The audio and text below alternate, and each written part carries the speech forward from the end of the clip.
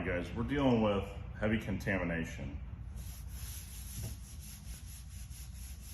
Hopefully you can hear that. So what's happened here? We've actually dealt with, this has had some custom paint work on this Jeep. You can see some of the emblems maybe, things like that. So how do we deal with this?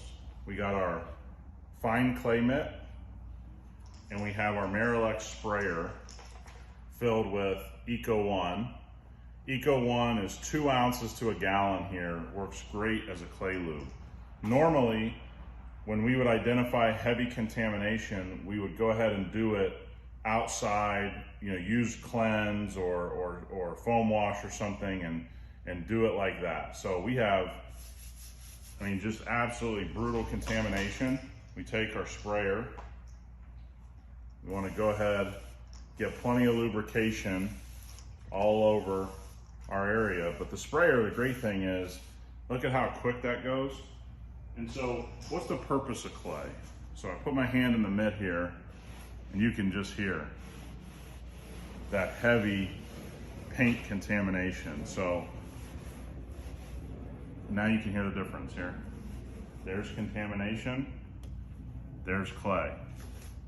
And the clay working, and I'm not pushing hard. You're not having to do anything but let the actual clay work. But we just have an absolutely crazy amount of paint overspray in this area. And so you want to take your time and use clay only when it's necessary. We're going to go back and give this a quick polish afterwards to get this hood looking perfect again. So let's say spray a little bit on here.